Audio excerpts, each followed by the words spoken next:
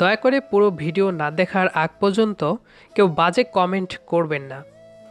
এই লাগছে তো, ছাড়ো না সোনা। রান্না করতে হবে তো নাকি? আরেকটু আমার কাছে থাকো না জান। আর একটু থাকলে সকালের খাবার না খেয়ে থাকতে হবে। আমার অভ্যাস আছে। কিন্তু আমার তো নেই। ওকে, আমরা আজ রেস্টুরেন্টে সকালের নাস্তা করে নেব, ওকে? তাও এখন তো আমার কাছে একটু থাকো। এই, আবার বাইরের খাবার খাইতে চাইছো? খেলে কি হবে? একদিন খেলে কিছুই হবে না। মায়ের চিনো মায়ের? চিনি তো। কেন, তুমি কি আমাকে মারবে নাকি? হুম। সত্যি মারবা? হুম। ঠিক আছে, পরে আদর করে দিবা। আমার ঠেকা পড়ছে। কি? দেখো, আমাকে যেতে দাও, না হলে কিন্তু খুব খারাপ হয়ে যাবে বলছি। কিচ্ছু খারাপ হবে না। আমাকে একটু আদর করতে দাও, তাহলেই হবে। আর তাহলে আমি তোমাকে যেতে দেব, আর আটকে রাখবো না। সারাক্ষণ শুধু আদর আর আদর। তোমার মাথায় আদর ছাড়া কি আর কিছু নেই নাকি? তুমি আমাকে এভাবে বলতে পারলে? হুম। আর সরো এখান থেকে। বুঝতে পারলাম, বউ আমার অনেক রেগে গিয়েছে। তাই আর কিছু না বলে ফ্রেশ হতে চলে গেলাম। বিছানা থেকে উঠে ফ্রেশ হয়ে রান্নাঘরে চলে এলাম। ও, ভুলেই গিয়েছি, আমাদের পরিচয়টাই তো দেওয়া হয়নি। আমি সাদিয়া, আর এতক্ষণ যার সাথে কথা বললাম সে আমার জুনিয়র বর তানভীর। আসলে আমাদের লাভ ম্যারেজ হয়েছে, আর আমি আমার জীবনে খুব কষ্ট করে তানভীরকে নিজের করে নিয়েছি। তবে আমাদের মাঝে প্রায় সময়ই এরকম খুনসুটি আর ঝগড়া লেগেই থাকে। তবে আবার কিছুক্ষণ পর সব ঠিক হয়ে যায়। যাই হোক, বাকিটা গল্পের সাথে থাকলে বুঝতে পারবেন। ফ্রেশ হয়ে খাবার খেতে চলে এলাম, কিন্তু বউ আমার এখনও রান্না করে যাচ্ছে। তাই বউকে একটু রাগানোর জন্য বললাম, খাবার কই আমার? আমাকে কি না খেয়ে যেতে হবে নাকি? এই তো নিয়ে আসছি, তোমার জন্যেই তো দেরি হয়ে গেল। খাবার খেয়ে বাবা মায়ের শেষ স্মৃতি, মানে বাবা রেখে যাওয়ার ব্যবসার কথা বলছি। আসলে আমার বাবা মা আমাকে এই দুনিয়ায় একা ফেলে রেখে চলে গিয়েছে আজ 9 বছর আগে। একটা দুর্ঘটনায় তাদের আমি হারিয়ে ফেলি। যাই হোক, এবার গল্পে ফেরা যাক। এই, খাওয়া শুরু করো না কেন? তোমার না অফিসের দেরি হয়ে যাচ্ছে? এই তো খাচ্ছি। খাবার খেয়ে অফিসে চলে যাব। ঠিক সেই সময়। সব গুছিয়ে নিয়েছো তো? হুম, তাহলে যাই। হুম, তাড়াতাড়ি যাও। সাদিয়ার মুখে এই কথা শুনে মনটা খুব খারাপ হয়ে গেল, কিন্তু আমি সাদিয়াকে কিছু বুঝতে দিলাম না। চলে এলাম অফিসে। আসলে প্রতিদিন বাসা থেকে অফিসে আসার জন্য বের হওয়ার আগে সাদিয়া আমার সারাদিনের ভালোবাসা মিটিয়ে দিত। তারপর আমি অফিসে যেতাম, কিন্তু আজ সে আমাকে বাসা থেকে তাড়াতাড়ি বের হতে বলল। আর সকালেও আমি আদর চাইলে আমাকে এড়িয়ে গেল। এসব চিন্তার কারণে অফিসে কোনো কাজে মন বসছে না। তাই চলে এলাম নদীর পাড়ে। নদীর পাড়ে বসে বসে ভাবছি, বউ যখন আমার আদরে বিরক্ত বোধ করে, তাহলে আমি আর বউকে আদর করতেও চাইবো না, আর বউয়ের কাছে আদরও চাইবো না। ইচ্ছে করে রাত 9টার সময় বাসায় গেলাম। বাসায় যেতেই বউ আমার অফিস থেকে বাড়ি ফিরতে এত দেরি হলো কেন? কাজ ছিল। কি কাজ? টাঙ্কি মারা? কার সাথে ডেটিং মারতে গিয়েছিলি? তোমার কেন এমনটা মনে হচ্ছে? কোন অফিস রাতের 9টা পর্যন্ত খোলা থাকে? তুমি কি আমাকে সন্দেহ করছো? দরকার পড়লে তাই করব। খুব ক্ষুধা লাগছে, খেতে দিবা নাকি তাও দিবা না? ফ্রেশ হয়ে আসো, আমি খাবার দিচ্ছি। কিছু খাবার খেয়ে রুমে গিয়ে ঘুমাবার আগে? আজ কিছুই হবে না। মানে কি? আজ কোনো লুচ্চামি হবে না। ভেবেছিলাম যত যাই হোক, রাতে বউ আমাকে কাছে টেনে নেবে, কিন্তু বউ আমাকে লুচ্চা বলল।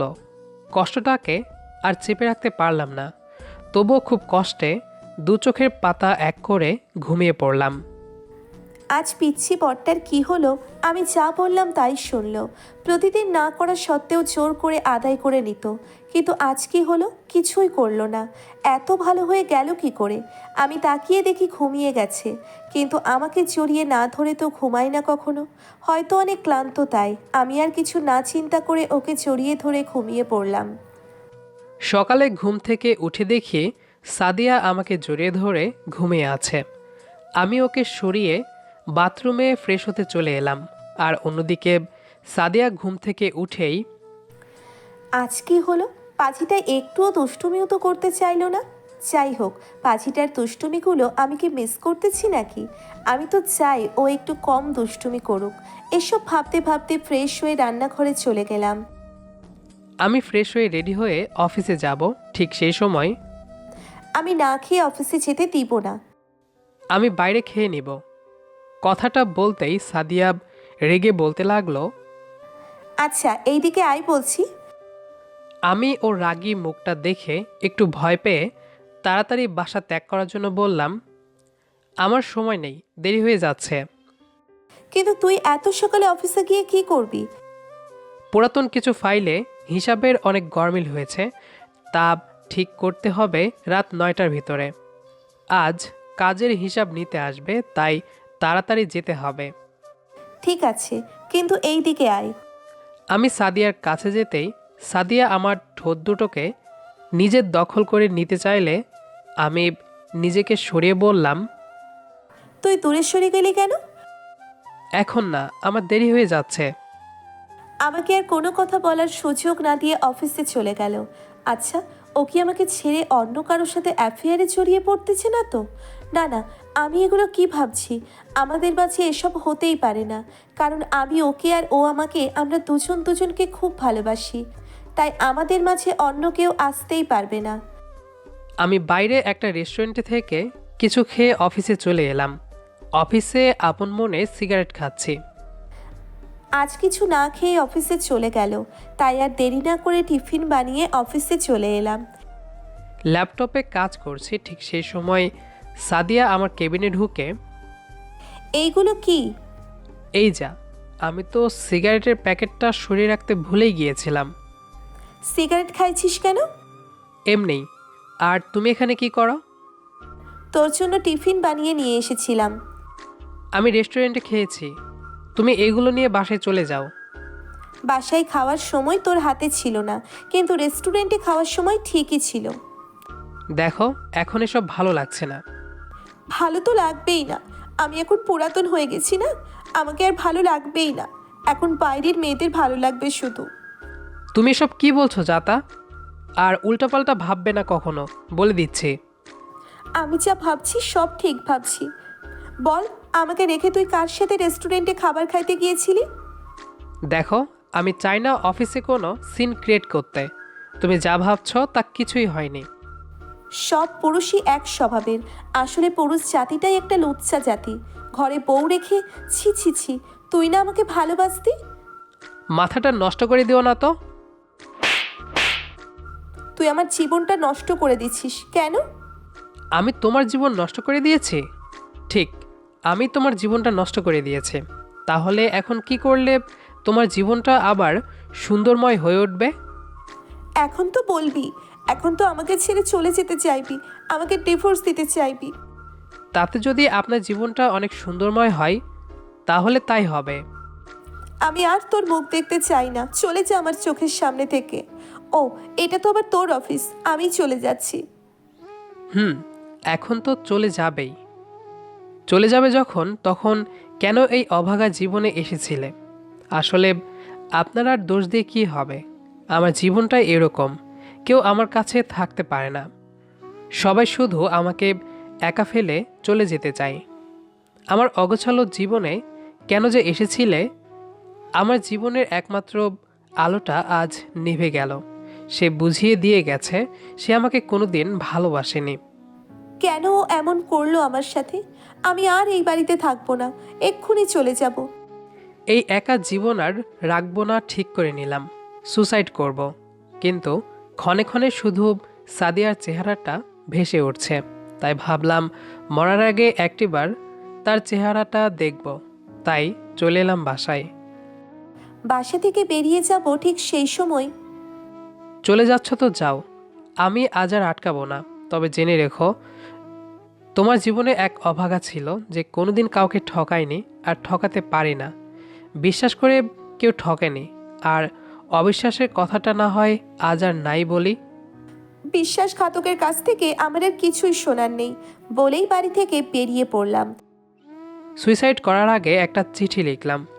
চিঠিতে লেখা ছিল, আমার ভাবতেও অবাক লাগছে তুমি আজ আমাকে অবিশ্বাস করছো। আসলে আমার জীবনটাই একাকিত্বের। এটা আমারই দোষ। পারলে আমাকে ক্ষমা করে দিও। তুমি যখন এই চিঠি পড়বে তখন হয়তো আমি আর এই পৃথিবীর বুকে থাকবো না, চলে যাব অনেক দূরে। আরেকটা কথা, ভালোবাসি তোমায়, শুধু তোমায়, আর ভালোবেসে যাব চিরকাল। পারলে ক্ষমা করে দিও। ইতি, একটা লুচ্চা। গাড়িতে কিছু পথ যাওয়ার পর আমার আর ভালো লাগছে না। মনে হচ্ছে কি যেন আমি হারিয়ে ফেলছি, কি যেন একটা হারিয়ে যাচ্ছে আমার এই জীবন থেকে। তাই ড্রাইভারকে বাসার দিকে গাড়ি ঘোরাতে বললাম। রান্নাঘর থেকে একটা ধারালো ছুরি নিয়ে এসে হাতের ওপর চালিয়ে দিলাম। হাত কেটে রক্ত গড়িয়ে পড়ছে মেঝেতে। কিছুক্ষণ পর আমি জ্ঞান হারিয়ে ফেলি। ঘরে ঢুকে দেখি টেবিলের উপর একটা চিঠি। চিঠিটা পড়তেই আমার মাথায় আকাশ ভেঙে পড়ার মতো অবস্থা। পাশে তাকিয়ে দেখি মেঝেতে তানভীর পড়ে আছে, আর সারা মেঝে রক্তে ভিজে যাচ্ছে। আমি তাড়াতাড়ি ড্রাইভারকে ডেকে নিয়ে হাসপাতালে নিয়ে গেলাম। ডাক্তার 2 ঘন্টা পর আইসিইউ থেকে বেরিয়ে এসে বলে, সময় মতো নিয়ে আসার কারণে বেঁচে গেছে, চিন্তার কোনো কারণ নেই। কেবিনে দেওয়া হয়েছে, কিছুক্ষণ পর জ্ঞান ফিরবে। চাইলে তখন বাসায় নিয়ে যেতে পারবেন। ধন্যবাদ আপনাকে আমার কলিজাটাকে আমার কাছে ফিরিয়ে দেবার জন্য। এটা আমার দায়িত্ব, আর বাকি সব তো আল্লাহর হাতে। আমি কি এখন তানভীরের কাছে যেতে পারি? কিন্তু উত্তেজিত করা ঠিক হবে না। তাড়াতাড়ি কেবিনে গিয়ে দেখি তানভীর কেবিনে শুয়ে আছে আর জ্ঞান ফিরেছে। জ্ঞান ফিরতেই নিজেকে হাসপাতালে আবিষ্কার করলাম। আমাকে ছেড়ে চলে যাবি? চলে যাবি এই পৃথিবী ছেড়ে? আপনি আপনি এখানে কেন? আর আমি বা এখানে আসলাম কেন? আমি আর বাঁচতে আর বলতে পারলাম না। আর একবার যদি বলেছিস আমাকে ছেড়ে চলে যাবার কথা, দেখবি আমি চলে যাব তার আগে। আপনি কেন যাবেন? পৃথিবীতে লুচ্চাদের বেঁচে থাকার অধিকার নেই। আমাকে ক্ষমা করে দাও, আমি বড় ভুল করে ফেলেছি। ক্ষমা? আপনি কেন ক্ষমা চাইছেন? ক্ষমা তো আমি চাবো আপনার কাছে। আমি আপনার জীবনটা নষ্ট করে দিয়েছি। না, তুমি কিছুই করনি, সব আমি ভুল করেছি। প্লিজ আমাকে মাফ করে দাও। এই, কি করছেন কি? ছাড়ুন বলছি। আমি ভুল করেছি, আমাকে ক্ষমা করে দাও, নইলে আমি নিজেকে কোনোদিন ক্ষমা করতে পারবো না। পা ছাড়ুন বলছি। তুমি যদি আমাকে ক্ষমা না করো তাহলে আমি মরেও শান্তি পাবো না। আপনি মরতে যাবেন কেন? এখন কিন্তু বেশি হয়ে যাচ্ছে বাবু। আমাকে ক্ষমা না করলে আমি কিন্তু নিজেকে শেষ করে ফেলবো বলে দিলাম। না, এবার আর মুখ ফিরিয়ে থাকা যাবে না। এই, পা ছাড়ো বলছি। না। পা ছেড়ে আমাকে একটু জড়িয়ে ধরলে অভিমানটা একটু কমতো মনে হয়। কিন্তু আমি তো লুচ্চা, যদি অন্য কিছু করে ফেলি। ওমা, কথাটা বলার সাথে সাথে পা ছেড়ে আমাকে জড়িয়ে ধরল। বাবু, আমাকে মাফ করে দাও প্লিজ, আর রাগ করে থেকো না। আমি কি আমার বাবুনির ওপর রাগ করে থাকতে পারি? একটু অভিমান হয়েছে আর কি। বাসায় চলো, সব অভিমান দূর করে দিব। বাসায় এসে আমি শুয়ে আছি। সাদিয়া খাবার নিয়ে এসে, বাবু খাবার খেয়ে নাও। না আমি খাবো না। কেন? আমাকে খাইয়ে দাও, তাহলে আমি খাবো। ও, আমার বাবুটা আমার হাতে খাবে বুঝি? সাদিয়া আমাকে খাইয়ে দিতে লাগলো। আমিও সাদিয়াকে খাইয়ে দিলাম। খাওয়া শেষে, বাবু কাছে এসো। না বাবু, আজ না। আজ আমার শরীরটা ভালো নেই, আজ না। মনটা মুহূর্তের মধ্যে খারাপ হয়ে গেল, আর মনে হতে লাগলো এভাবে আমি তানভীরকে ইগনোর করতাম প্রতিদিন। এখন কেমন লাগে দেখো, মনে মনে বললাম। একটু জড়িয়ে ধরি? না, হাতে ব্যথা লাগতে পারে। ঠিক আছে। মনটা খারাপ হয়ে গেল, তাই আশেপাশে হয়ে ঘুমিয়ে পড়লাম। বউকে কষ্ট দিয়ে কি ভুল করলাম? না, আমাকে দেওয়া কষ্টগুলো একটু উপভোগ করুক। সাদিয়া ঘুমিয়ে যেতেই আমি সাদিয়াকে জড়িয়ে ধরে ঘুমিয়ে পড়লাম। সকালে ঘুম থেকে উঠে দেখি তানভীর আমাকে জড়িয়ে ধরে ঘুমিয়ে আছে। আমি আর কিছু চিন্তা না করে আমাদের চার ঠোঁট এক করে দিলাম, আর মুহূর্তেই তানভীরের ঘুম ভেঙে গেল। এই কি করছো? অনেক কষ্ট দিচ্ছি, এখন কষ্টগুলো দূর করতে হবে না? হুম। আচ্ছা, আজকে আমি তোমাকে নিজের মতো করে ভালোবাসতে পারি? শুধু আজ কেন, সারা জীবন পারো। কথাটা বলতেই সাদিয়া আরও শক্ত করে জড়িয়ে ধরে আমাকে জড়িয়ে ধরে একের পর এক আদর দিয়ে ভরিয়ে দিতে লাগলো। কিছুক্ষণ পর ফ্রেশ হতে যাব, তুমি ফ্রেশ হতে যাবে না? একসাথে হুম। যাব না আবার? অবশ্যই যাব। ফ্রেশ হয়ে নাস্তা বানিয়ে দুজনে খেয়ে নিলাম। নাস্তা করে রুমে গিয়ে সাদিয়াকে জড়িয়ে ধরি। বউ, আমার না খুব আদর আদর পাচ্ছে। আমি কি না করেছি আদর করতে? না তো। তাহলে থেমে আছো কেন? আদর করা শুরু করে দাও। আর কথা না বাড়িয়ে চার ঠোঁট এক করে দিলাম, আর সাদিয়াও আমার সাথে তাল মিলাতে থাকলো। এরপর হারিয়ে গেলাম দুজনের সুখের রাজ্যে। কিছুক্ষণ পর সাদিয়া, এই জান, আমার না একটা বেবি দরকার, তুমি দিবে? এত তাড়াতাড়ি?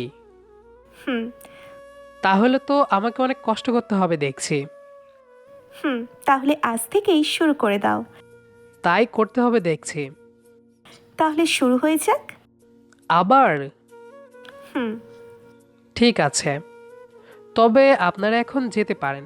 এখন ইতিহাস গড়া শুরু হয়ে যাবে, তাই শুভ বিদায়। আর একটা কথা, যাওয়ার আগে একটা লাইক, একটা কমেন্ট করে যেতে ভুলবেন না। ধন্যবাদ সবাইকে।